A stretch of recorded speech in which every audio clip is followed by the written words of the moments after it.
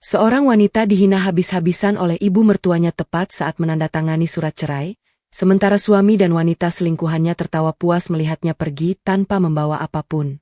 Namun beberapa detik kemudian, pintu ruang rapat terbuka dan seorang pria berpengaruh datang menghampirinya sambil berkata, "Maaf, ayah terlambat menjemputmu." Seketika seluruh ruangan membeku, wajah mereka berubah pucat, dan keadaan berbalik dalam sekejap. Siapakah sebenarnya Sarah? Dan rahasia apa yang membuat semua orang yang tadi merendahkannya langsung terdiam? Sarah berdiri di depan kompor sambil mengaduk sup yang hampir matang. Aroma bawang putih dan lada memenuhi dapur kecil itu. Jam dinding menunjukkan pukul 8 malam, tetapi Hanif belum juga pulang. Ia melirik ponselnya. Tidak ada pesan. Tidak ada panggilan. Sudah menjadi kebiasaan selama beberapa bulan terakhir. Hanif selalu pulang larut dengan alasan pekerjaan. Awalnya Sarah percaya. Ia bahkan menyiapkan kopi hangat setiap malam agar suaminya bisa beristirahat setelah bekerja. Namun semakin lama, alasan itu terdengar seperti kalimat yang diulang tanpa perasaan. Sarah mematikan kompor, lalu menyusun makanan di meja makan. Semua hidangan adalah kesukaan Hanif. Meski sering kecewa, ia tetap berharap malam itu berbeda. Pintu rumah akhirnya terbuka. Hanif masuk tanpa menoleh ke arah meja makan. Jas kerjanya masih rapi, sementara wajahnya terlihat lelah. "Kamu sudah makan?" tanya Sarah pelan. Hanif hanya mengangguk singkat. "Sudah." Sarah menatap suaminya beberapa saat. "Aku masak sup kesukaanmu." "Aku kenyang." Jawaban itu kembali membuat suasana rumah terasa dingin. Hanif langsung berjalan menuju kamar tanpa bertanya bagaimana keadaan istrinya. Sarah mengembuskan napas pelan. Sup yang baru saja dimasaknya perlahan kehilangan uap panas. Belum sempat ia membereskan meja, suara langkah kaki terdengar dari ruang depan. Ibu Ratna datang tanpa memberi kabar lebih dulu. Wanita itu memang memiliki kunci rumah sejak Hanif menikah dengan Sarah. Hampir setiap hari ia datang untuk mengatur segala sesuatu seolah rumah itu masih miliknya. Begitu melihat meja makan, wajahnya langsung berubah. "Masak lagi?" katanya sinis. Sarah mengangguk sopan. "Iya, Bu. Saya pikir Hanif belum makan." Ibu Ratna mendengus. "Makanya jangan cuma berpikir. Hanif sekarang kerja keras. Mana sempat makan masakan biasa seperti ini." Sarah memilih diam. Ia sudah hafal. Apapun yang ia lakukan selalu salah di mata ibu mertuanya. Kalau rumah bersih, dianggap itu memang tugas istri. Kalau masakan enak, dibilang kebetulan. Kalau ada sedikit kekurangan, semua kesalahan langsung diarahkan kepadanya. Ibu Ratna berjalan mengelilingi ruang makan sambil memperhatikan isi rumah. Sudah 5 tahun menikah, rumah masih begini saja. Sarah menatap lantai. "Pelan-pelan, Bu." "Pelan-pelan? Atau memang tidak mampu?" Kalimat itu menusuk, tetapi Sarah tetap menahan diri. Ia sebenarnya mampu membeli rumah yang jauh lebih besar. Bahkan rumah ini nilainya tidak sampai sepersekian dari uang tabungannya. Hanya saja, sejak awal ia memutuskan meninggalkan kehidupan mewah keluarganya. Ayahnya pernah melarang keputusan itu. Kalau laki-laki itu benar mencintaimu, dia akan menerimamu tanpa melihat siapa ayahmu. Sarah masih mengingat ucapan tersebut. Karena itulah ia meminta ayahnya merahasiakan identitas mereka. Ia ingin membangun keluarga sederhana bersama Hanif. Saat itu Hanif hanyalah seorang pegawai biasa yang penuh semangat. Mereka sama-sama berjuang dari bawah. Sarah percaya perjuangan akan membuat cinta mereka semakin kuat. Sayangnya, kenyataan berjalan berbeda. Kini Hanif sudah mendapat jabatan yang lebih tinggi di kantornya. Penghasilannya meningkat. Lingkungan pergaulannya berubah. Dan perlahan, sikapnya kepada Sarah ikut berubah. "Kamu dengar tidak?" Suara Ibu Ratna membuyarkan lamunan Sarah. "Iya, Bu. Kalau memang sayang sama suami, seharusnya kamu bisa membantu ekonomi keluarga." Sarah tersenyum tipis. "Saya selalu membantu sebisa saya." "Bantu apa?" "Uang belanja saja dari Hanif." Sarah tidak menjawab. Padahal selama ini banyak kebutuhan rumah yang diam-diam ia bayar menggunakan tabungan pribadinya. Ia tidak pernah menghitung atau meminta balasan. Baginya, rumah tangga bukan soal siapa yang mengeluarkan uang lebih banyak. Sayangnya, tidak ada yang mengetahui itu. Bahkan Hanif sendiri tidak pernah bertanya. Tak lama kemudian, Hanif keluar dari kamar sambil membawa tas kerjanya. "Aku keluar sebentar." Sarah terkejut. Baru pulang. Ada urusan. Malam sekali. Hanif memasang wajah datar. Jangan banyak tanya. Kalimat itu membuat Sarah membeku. Dulu, Hanif selalu berpamitan dengan senyum. Sekarang, suaminya berbicara seolah sedang berbicara kepada orang asing. Hanif pergi begitu saja. Suara mesin mobil menghilang di ujung jalan. Ibu Ratna ikut tersenyum kecil. Makanya jadi istri yang menarik. Jangan cuma bisa masak. Setelah mengatakan itu, ia juga pergi meninggalkan rumah. Sarah kembali sendirian. Rumah yang dulu dipenuhi tawa kini terasa begitu sunyi. Ia duduk di kursi ruang makan sambil memandangi makanan yang tidak tersentuh. Beberapa menit kemudian, ponselnya bergetar. Sebuah pesan masuk dari sahabat lamanya, Maya. Sarah, aku tadi lihat Hanif di pusat kota. Dia tidak sendirian. Jantung Sarah berdetak lebih cepat. Tangannya mulai dingin. Ia mencoba menenangkan diri sebelum membalas. Mungkin itu rekan kerja. Balasan Maya datang tidak lama kemudian. Aku juga berharap begitu. Tapi perempuan itu menggandeng lengannya. Mereka terlihat sangat dekat. Sarah membaca pesan itu berkali-kali. Ia ingin menganggap semua itu salah paham. Namun perasaan yang selama ini berusaha ia abaikan kembali muncul. Selama beberapa bulan terakhir Hanif memang berubah. Pulang semakin malam. Jarang mengangkat telepon. Sering tersenyum sendiri saat melihat layar ponselnya. Bahkan akhir pekan yang biasanya mereka habiskan bersama kini selalu diisi dengan alasan rapat atau perjalanan dinas. Sarah menutup layar ponselnya. Ia tidak ingin langsung menuduh. Kalau memang ada masalah, ia ingin mendengarnya langsung dari Hanif. Keesokan sore, Sarah memutuskan mengantarkan bekal makan malam ke kantor suaminya. Sesampainya di sana, resepsionis tersenyum ramah. Mau bertemu Pak Hanif? Iya. Maaf, Bu. Pak Hanif sudah pulang hampir 1 jam yang lalu. Sarah mengernyit. Pulang? Iya, katanya ada janji penting. Padahal pagi tadi Hanif mengatakan akan lembur sampai malam.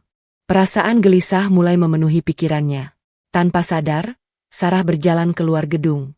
Di seberang jalan, sebuah mobil berwarna hitam berhenti di depan sebuah hotel berbintang. Pintu mobil terbuka. Hanif turun lebih dulu.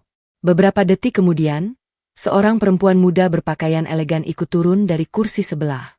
Perempuan itu tersenyum lebar, lalu dengan akrab merangkul lengan Hanif. Keduanya berjalan berdampingan menuju pintu masuk hotel. Hanif tidak berusaha melepaskan tangan perempuan itu. Sebaliknya, ia justru tersenyum hangat. Senyum yang sudah lama tidak pernah diberikan kepada Sarah. Tubuh Sarah terasa lemas. Ia berdiri terpaku di tengah trotoar. Untuk pertama kalinya, semua kecurigaan yang selama ini ia pendam berubah menjadi kenyataan yang tidak bisa lagi disangkal. Air matanya perlahan jatuh tanpa suara.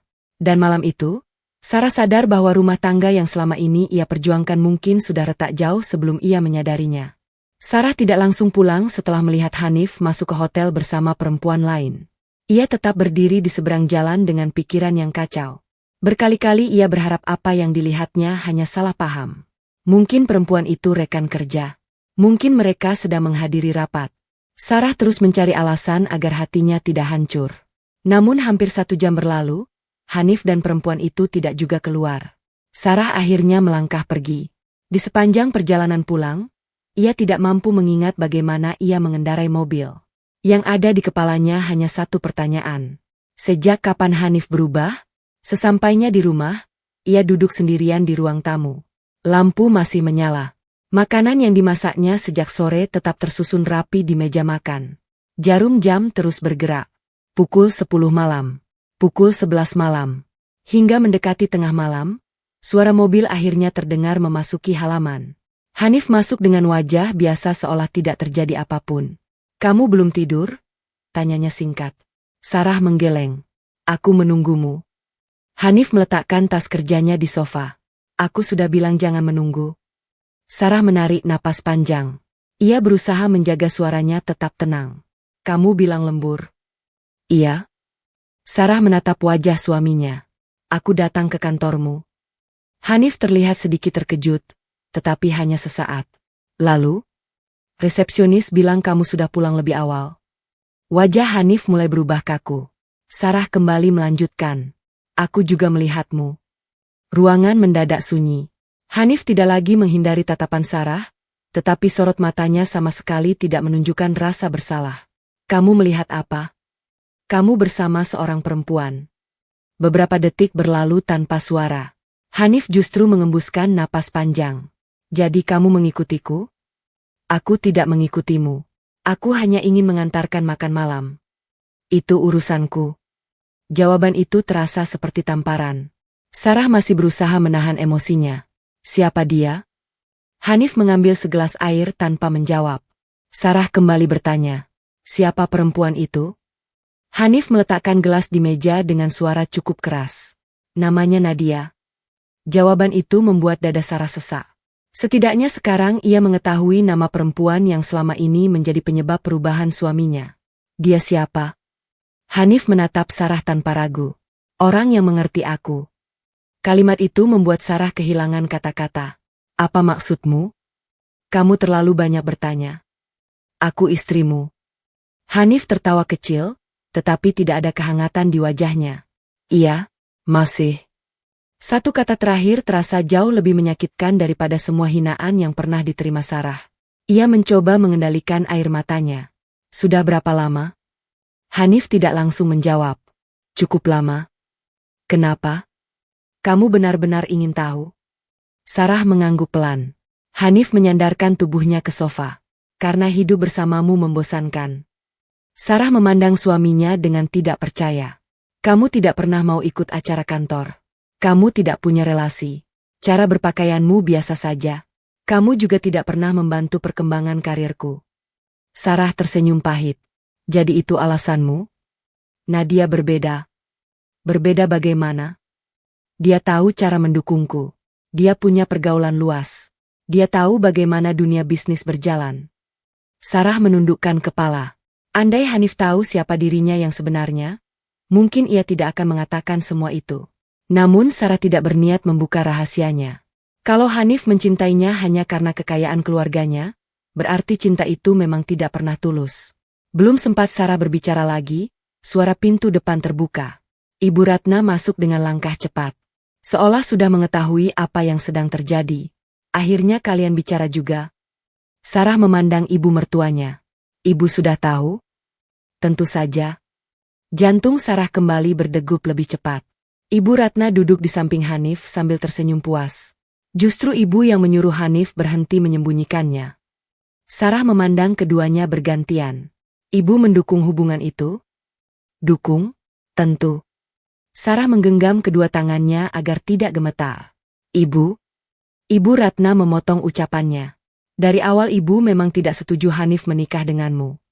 Sarah terdiam. Kamu tidak punya keluarga yang dikenal orang. Tidak punya usaha. Tidak punya apa-apa. Sarah hanya mendengarkan. Selama 5 tahun, hinaan seperti itu sudah menjadi makanan sehari-hari. Namun malam itu terasa berbeda. Karena kini Hanif duduk diam tanpa membela istrinya. Nadia jauh lebih pantas menjadi istri Hanif. Sarah menoleh kepada suaminya. Kamu juga berpikir begitu? Hanif tidak menjawab. Diamnya sudah menjadi jawaban. Air mata Sarah akhirnya jatuh. Bukan karena Hanif memilih perempuan lain. Melainkan karena pria yang dulu berjanji akan melindunginya kini membiarkan orang lain menghancurkan harga dirinya. Keesokan harinya, Sarah berusaha menjalani aktivitas seperti biasa. Ia membersihkan rumah, mencuci pakaian, lalu menyiram tanaman di halaman. Namun pikirannya terus dipenuhi percakapan semalam. Menjelang siang, suara bel berbunyi. Saat membuka pintu, Sarah melihat seorang perempuan berdiri sambil tersenyum percaya diri. Perempuan itu mengenakan pakaian mahal dengan tas bermerek yang mencolok. Sarah langsung mengenalinya. Perempuan yang dilihatnya di hotel. Nadia? Perempuan itu tersenyum. Jadi kamu sudah tahu namaku? Ada perlu apa? Aku datang menemui Hanif. Dia belum pulang. Nadia mengangguk santai.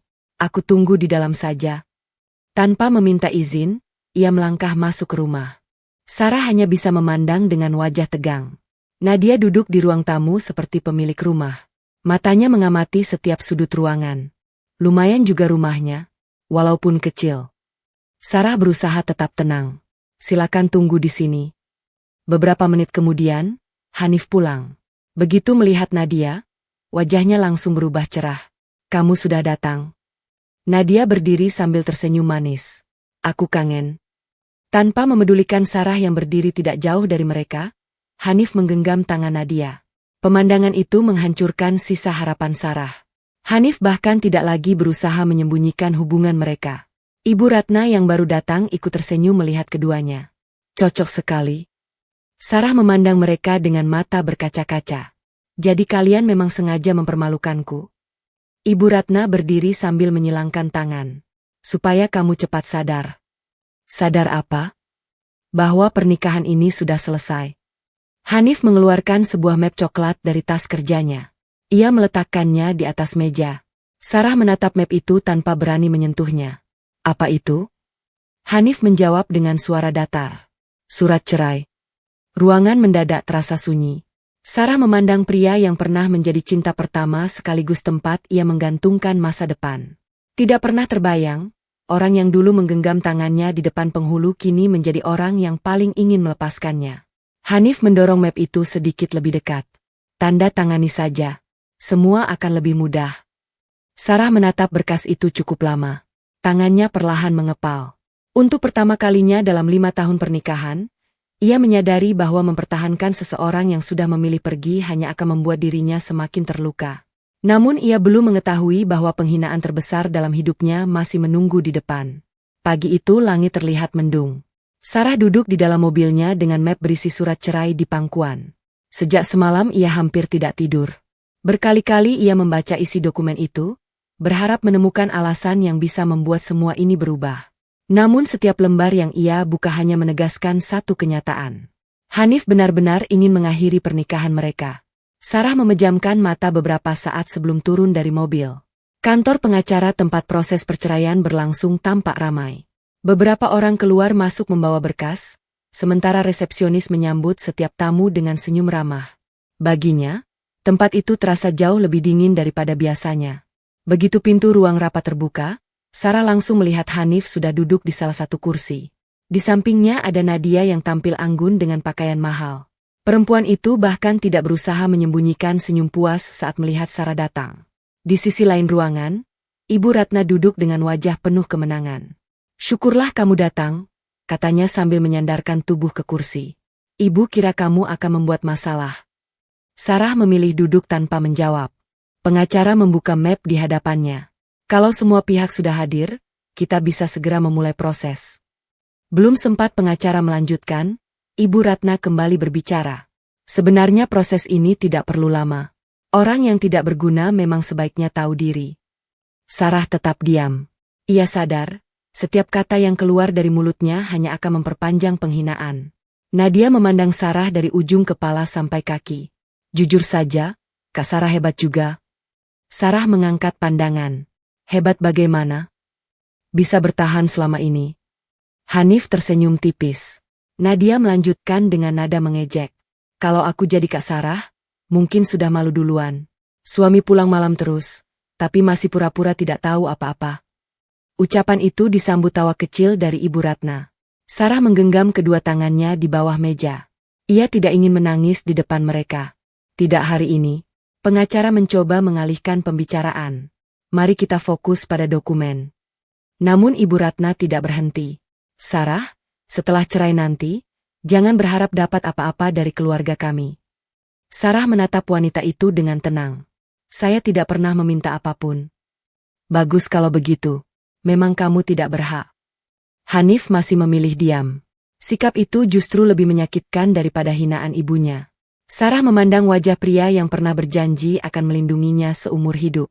Kini pria itu bahkan tidak berusaha menghentikan ibunya. Dalam hati, Sarah akhirnya mengakui satu hal. Hanif yang ia cintai sudah tidak ada lagi. Yang duduk di hadapannya hanyalah seseorang yang pernah mengisi hidupnya. Pengacara menggeser beberapa lembar dokumen. Silakan dibaca sekali lagi sebelum ditandatangani. Sarah membuka halaman demi halaman. Tidak ada yang berubah. Hak dan kewajiban sudah tertulis jelas. Ia tidak meminta harta, tidak meminta rumah, tidak meminta kendaraan. Ia hanya ingin mengakhiri semuanya dengan tenang. Saat Sarah mengambil pulpen, Nadia berbisik pelan kepada Hanif. Meski suaranya lirih, kalimat itu masih terdengar jelas. Untung kamu cepat sadar. Hanif mengangguk kecil. Iya. Sarah menutup matanya sesaat. Rasa sakit itu masih ada. Namun anehnya, air mata yang semalam terus mengalir kini tidak lagi keluar. Mungkin karena hatinya sudah terlalu lelah. Ia membuka tutup pulpen. Tangannya bergerak perlahan. Beberapa detik kemudian, tanda tangannya selesai. Pengacara mengambil kembali dokumen itu. Baik. Selanjutnya tinggal tanda tangan dari Pak Hanif. Hanif menandatangani berkas tanpa ragu. Begitu proses selesai, Nadia langsung tersenyum lebar. Selamat ya. Ibu Ratna ikut tertawa. Akhirnya keluarga kami bebas juga. Sarah berdiri dari kursinya. Ia tidak ingin mendengar satu kata pun lagi. Namun baru beberapa langkah menuju pintu, suara Ibu Ratna menghentikannya. Tunggu. Sarah membalikkan badan. Ada apa lagi? Ibu Ratna berdiri sambil menyilangkan tangan. Sebelum pergi, ibu mau kasih satu nasihat. Sarah tidak menjawab. Kalau nanti cari suami lagi, jangan bermimpi terlalu tinggi. Perempuan yang tidak punya apa-apa sebaiknya sadar diri. Nadia tersenyum sambil menambahkan. Benar, dunia sekarang butuh status. Cinta saja tidak cukup. Hanif hanya melihat ke arah Sarah tanpa ekspresi. Tatapan itu membuat Sarah akhirnya tersenyum tipis.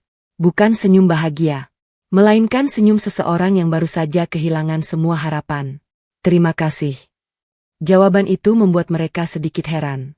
Sarah melanjutkan, terima kasih karena hari ini aku akhirnya tahu siapa kalian sebenarnya.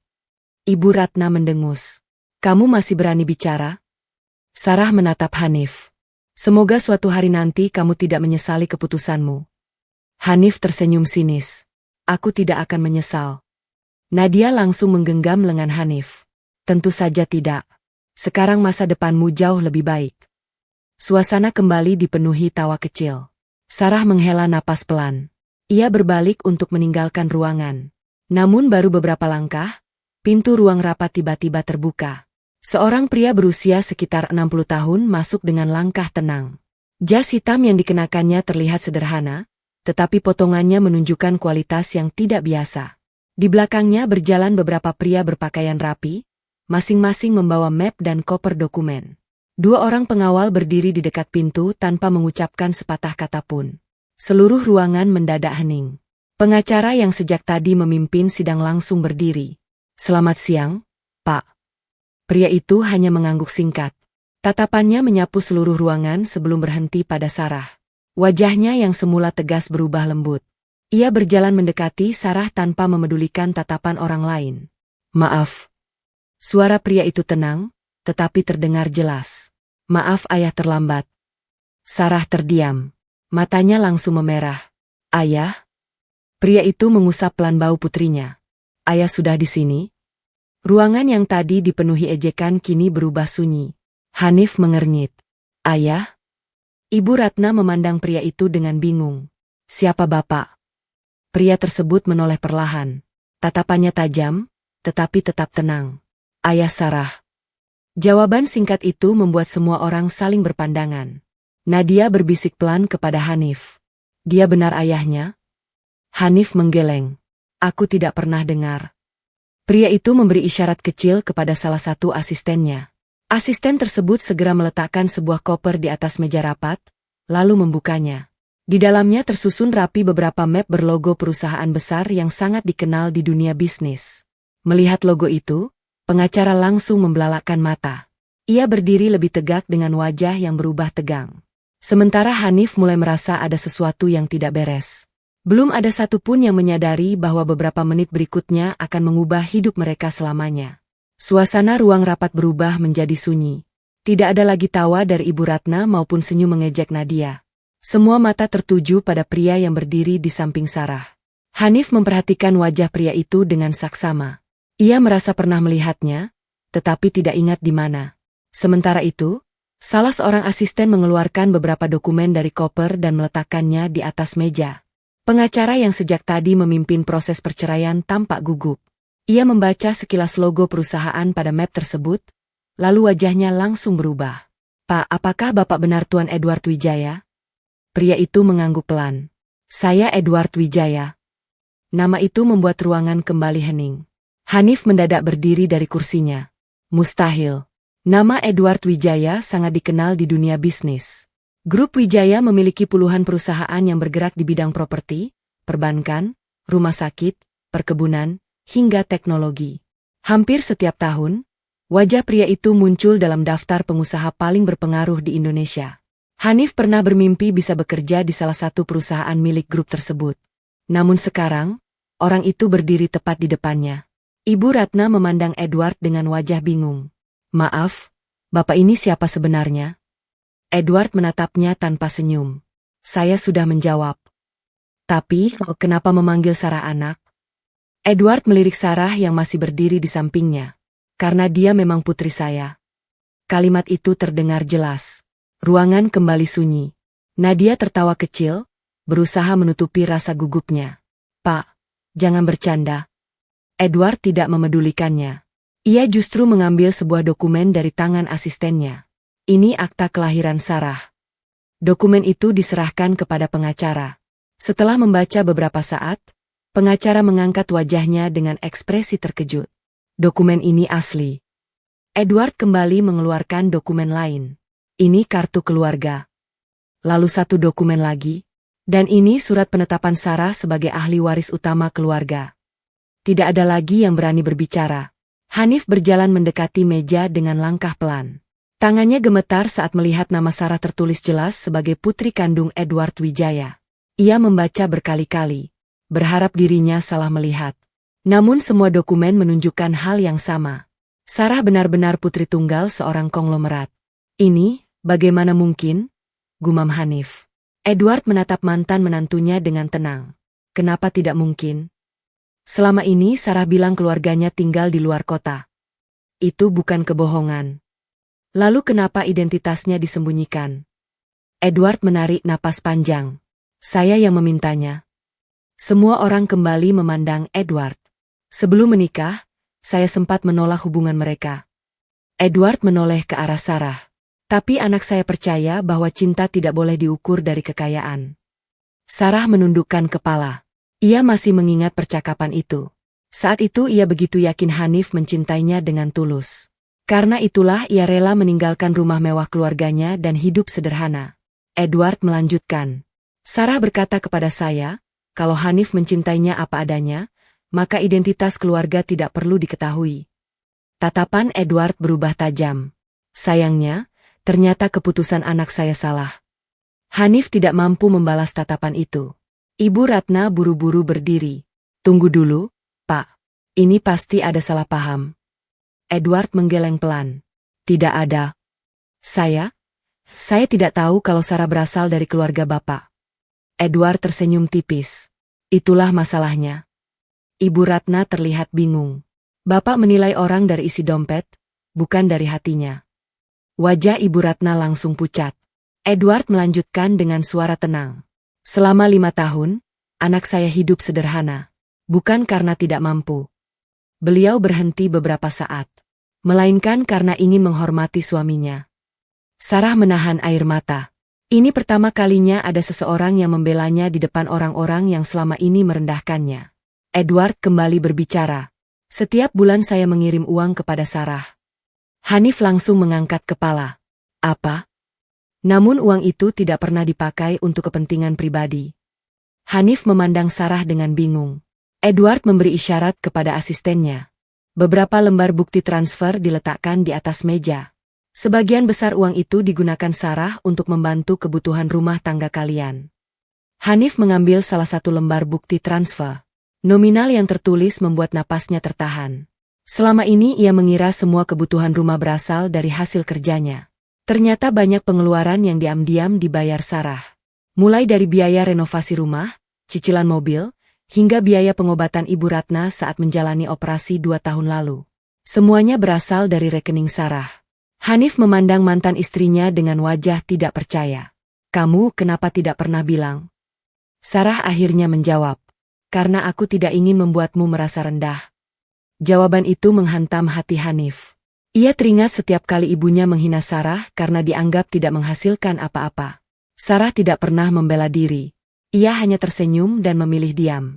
Ternyata diamnya bukan karena tidak mampu, melainkan karena menjaga harga diri suaminya. Nadia mulai terlihat gelisah.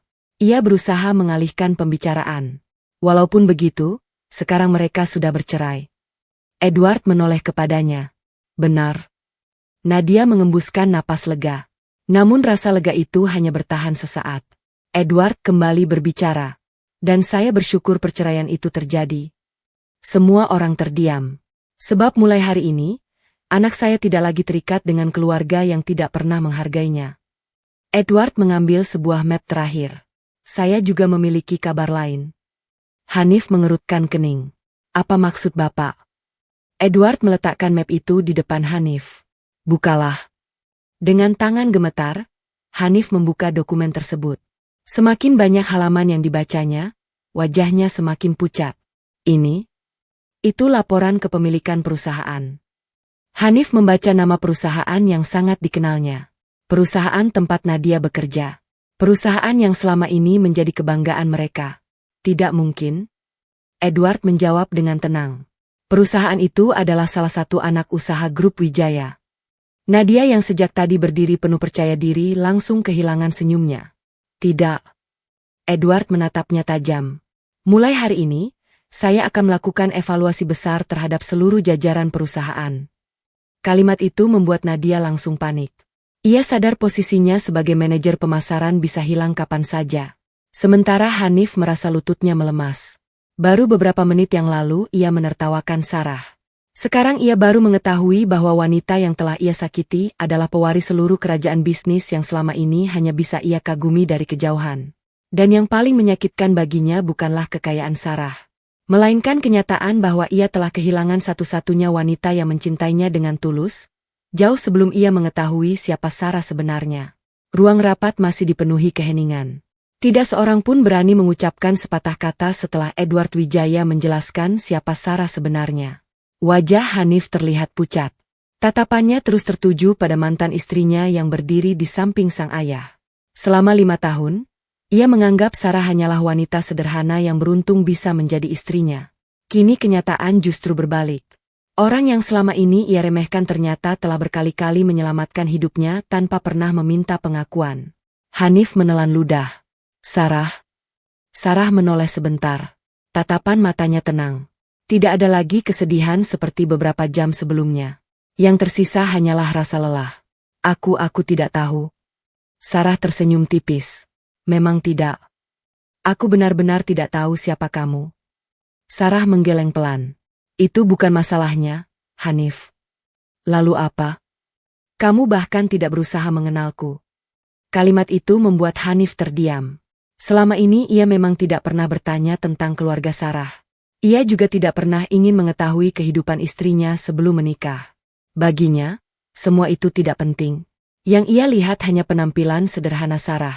Ia menilai seseorang dari apa yang tampak di depan mata. Edward melangkah mendekat. Hanif. Hanif langsung menegakkan tubuhnya. Saya tahu kamu bekerja keras untuk membangun karir. Hanif mengangguk pelan. Tapi satu kesalahanmu menghapus semua usaha itu. Hanif menundukkan kepala. Kamu kehilangan perempuan yang tetap mendukungmu saat kamu belum memiliki apa-apa. Ruangan kembali sunyi. Edward tidak meninggikan suara, tetapi setiap ucapannya terasa jauh lebih berat daripada bentakan. Kamu tahu kenapa Sarah tetap tinggal bersamamu selama ini? Hanif menggeleng. Karena setiap kali saya menyuruhnya pulang, dia selalu berkata bahwa suaminya adalah laki-laki baik yang hanya sedang lelah mengejar masa depan. Sarah memejamkan mata. Ia tidak menyangka ayahnya mengetahui semua itu. Edward melanjutkan. Dia selalu membelamu. Hanif menggigit bibirnya. Kenangan demi kenangan mulai muncul di kepalanya. Sarah yang menunggu hingga larut malam. Sarah yang selalu bangun lebih pagi menyiapkan sarapan. Sarah yang tidak pernah mengeluh meski ibunya terus menghina. Sarah yang diam-diam membayar berbagai kebutuhan rumah. Semua pengorbanan itu tidak pernah ia hargai. Sebaliknya, ia justru mencari kebahagiaan pada perempuan lain. Nadia yang sejak tadi diam mulai merasa tidak nyaman. Ia mencoba memegang lengan Hanif. Sayang, kita pulang saja. Hanif perlahan menarik lengannya. Nadia terkejut. Ada apa? Hanif tidak menjawab. Untuk pertama kalinya, ia merasa muak pada dirinya sendiri. Edward memberi isyarat kepada asistennya. Proses hukum sudah selesai. Pengacara mengangguk. Perceraian resmi diproses sesuai ketentuan. Edward menatap Sarah. Ayo pulang. Sarah mengangguk. Ia melangkah menuju pintu tanpa melihat lagi ke arah Hanif. Namun baru beberapa langkah, suara Hanif menghentikannya. Sarah. Sarah berhenti. Hanif berjalan mendekat dengan langkah pelan. Aku minta maaf. Sarah tidak menjawab. Aku salah. Tetap tidak ada jawaban. Hanif menatap mata Sarah. Kalau waktu bisa diulang? Sarah akhirnya berbicara. Tapi waktu tidak pernah kembali. Hanif kehilangan kata-kata. Sarah melanjutkan. Dulu aku hanya ingin dihargai sebagai istrimu. Hanif menunduk. Aku tidak pernah meminta rumah mewah. Ia menggeleng pelan. Tidak pernah meminta perhiasan. Suara Sarah tetap tenang. Aku hanya ingin suamiku percaya padaku. Air mata Hanif akhirnya jatuh. Ia baru menyadari bahwa semua yang diminta Sarah adalah hal-hal sederhana. Namun ia gagal memberikannya. Sarah menatap Hanif beberapa detik. Jaga dirimu. Setelah mengucapkan kalimat itu, ia berjalan keluar bersama ayahnya. Pintu ruang rapat tertutup perlahan. Hanif masih berdiri di tempat yang sama. Ia merasa seluruh dunianya runtuh dalam satu hari. 2 minggu berlalu. Kehidupan Hanif berubah lebih cepat daripada yang ia bayangkan. Di kantor, suasana terasa berbeda. Beberapa rekan kerja mulai membicarakannya dari belakang. Kabar mengenai perceraian dengan Sarah ternyata telah menyebar. Bukan hanya itu. Berita bahwa Sarah adalah putri tunggal Edward Wijaya juga menjadi pembicaraan di berbagai perusahaan. Hanif mencoba mengabaikannya. Namun pagi itu, ia dipanggil oleh direktur. Begitu memasuki ruang kerja, ia melihat beberapa orang yang tidak dikenalnya sedang memeriksa dokumen perusahaan. Direktur mempersilakannya duduk. Hanif, mulai hari ini akan ada audit dari kantor pusat.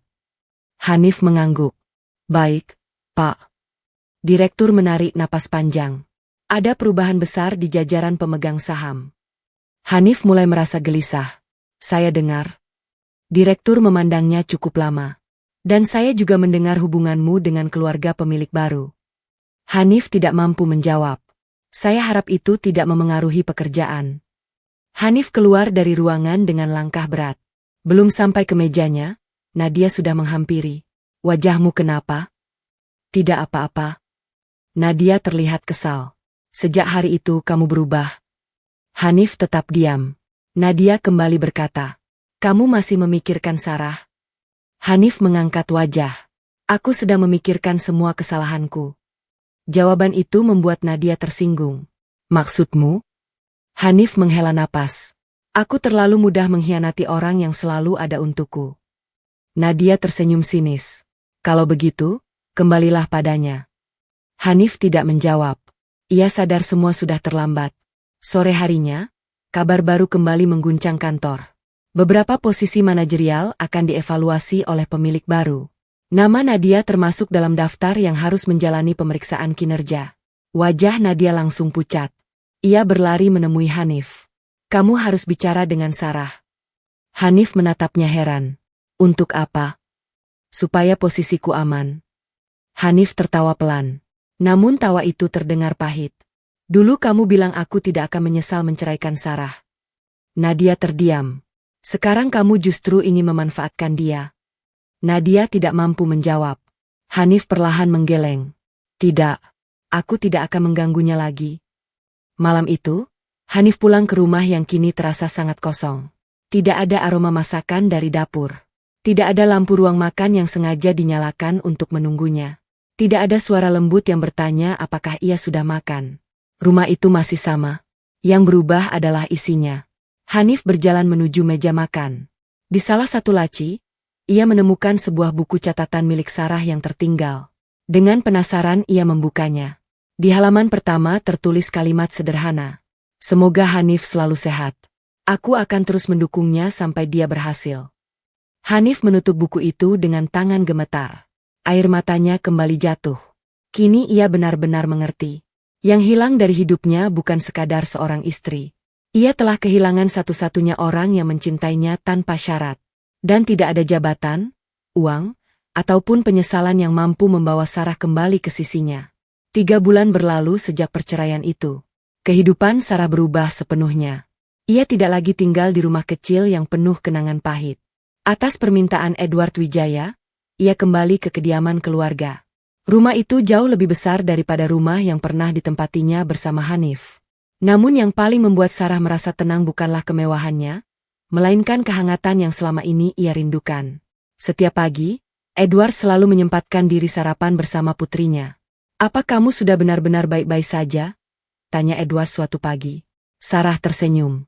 "Masih belajar, yah." Edward mengangguk pelan. "Itu sudah lebih dari cukup." Tidak pernah sekalipun Edward memaksa Sarah melupakan masa lalunya.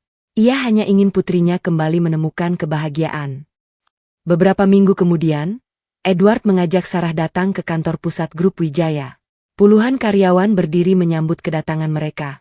Sarah sempat merasa gugup. "Ayah, aku belum pernah memimpin perusahaan." Edward tersenyum. "Kamu memang belum pernah memimpin perusahaan." Beliau berhenti sejenak. "Tapi kamu sudah membuktikan mampu menjaga sebuah keluarga selama bertahun-tahun. Memimpin perusahaan bisa dipelajari. Kejujuran dan ketulusan tidak bisa diajarkan." Ucapan itu membuat Sarah sedikit lebih percaya diri. Hari itu, Edward memperkenalkan Sarah sebagai Direktur Pengembangan Sosial sekaligus calon penerus grup Wijaya. Beberapa orang tampak terkejut. Namun tidak sedikit yang sudah mengetahui kisahnya. Mereka justru memberikan tepuk tangan panjang. Bagi Sarah, sambutan itu bukan tentang jabatan, melainkan awal dari kehidupan baru. Di sisi lain, kehidupan Hanif justru berjalan sebaliknya. Audit besar-besaran membuat banyak perubahan di kantornya. Meski ia tidak dipecat, jabatan yang selama ini dibanggakannya diturunkan karena hasil evaluasi yang buruk. Prestasi kerjanya terus menurun sejak perceraiannya. Ia sulit berkonsentrasi. Penyesalan terus menghantuinya. Sementara Nadia tidak lagi menunjukkan perhatian seperti dulu. Hubungan mereka dipenuhi pertengkaran. Suatu sore, Nadia meletakkan sebuah amplop di atas meja kafe. "Aku rasa hubungan kita cukup sampai di sini." Hanif menatapnya. "Maksudmu?" "Aku tidak mau masa depanku ikut hancur." Hanif tersenyum pahit. "Jadi selama ini kamu memang hanya mengejar masa depan." Nadia berdiri tanpa merasa bersalah. "Aku selalu memilih yang menguntungkan." Setelah mengatakan itu, ia pergi meninggalkan Hanif sendirian. Hanif hanya bisa memandang punggung perempuan yang dulu ia pilih dibandingkan istrinya sendiri. Kini ia merasakan bagaimana rasanya ditinggalkan. Sementara itu, Sarah mulai sibuk menjalankan berbagai program sosial. Ia mendirikan sebuah yayasan yang memberikan bantuan hukum dan pelatihan kerja bagi perempuan yang mengalami kekerasan dalam rumah tangga atau ditelantarkan keluarganya. Sarah tidak ingin ada perempuan lain yang merasa sendirian seperti dirinya dahulu. Program itu mendapat banyak dukungan. Banyak perempuan datang membawa kisah masing-masing. Sarah selalu mendengarkan mereka dengan sabar. Ia tahu bagaimana rasanya dihina. Ia tahu bagaimana rasanya dianggap tidak berharga. Karena itu, ia ingin menjadi alasan bagi orang lain untuk kembali bangkit. Edward memperhatikan perubahan putrinya dengan bangga. "Kamu sudah jauh lebih kuat." Sarah tersenyum. "Dulu aku berpikir hidupku berakhir setelah bercerai. Lalu sekarang? Sekarang aku tahu, itu justru awal hidupku." Edward mengangguk puas. Itulah Sarah yang ayah kenal. 6 bulan kemudian, sebuah acara penghargaan bisnis nasional digelar di Jakarta. Grup Wijaya menerima penghargaan sebagai perusahaan dengan program sosial terbaik. Edward sengaja meminta Sarah menerima penghargaan tersebut. Saat Sarah melangkah ke atas panggung, seluruh tamu memberikan tepuk tangan. Dengan gaun sederhana berwarna putih, Sarah tampil percaya diri. Tidak ada lagi perempuan yang dulu selalu menundukkan kepala setiap kali dihina. Kini ia berdiri tegak di depan ratusan tamu. Di antara para undangan, Hanif ikut menghadiri acara itu sebagai perwakilan kantornya. Tatapannya tidak pernah lepas dari Sarah. Ia masih sulit percaya bahwa perempuan yang pernah ia anggap tidak pantas kini berdiri sebagai sosok yang dihormati banyak orang. Setelah acara selesai, Hanif memberanikan diri mendekati Sarah. "Sarah." Sarah menoleh. "Halo, Hanif." Sapaan itu terdengar sopan. Tidak ada kebencian. Tidak ada kemarahan. Hanif justru semakin merasa bersalah. "Aku hanya ingin mengucapkan selamat." "Terima kasih." Hanif terdiam beberapa saat. "Aku tahu aku tidak pantas meminta apapun." Sarah menunggu. Tapi, apakah suatu hari nanti kamu bisa memaafkanku? Sarah menatap wajah mantan suaminya cukup lama. Aku sudah memaafkanmu. Hanif sedikit terkejut. Benarkah? Sarah mengangguk. Kalau aku terus menyimpan kebencian, aku tidak akan pernah bisa melangkah. Wajah Hanif sedikit lega. Namun kalimat Sarah berikutnya kembali membuat dadanya sesak. Memaafkan bukan berarti mengulang masa lalu. Hanif tersenyum pahit. Aku mengerti. Sarah melanjutkan dengan tenang. Semoga setelah ini kamu benar-benar belajar menghargai orang yang ada di sampingmu. Hanif menundukkan kepala. Aku akan mengingatnya. Itulah percakapan terakhir mereka. Tidak ada pelukan. Tidak ada air mata. Tidak ada kesempatan kedua. Hanya dua orang yang akhirnya menerima jalan hidup masing-masing. Malam itu, Sarah berdiri di balkon gedung bersama ayahnya. Lampu-lampu kota terlihat berkilauan.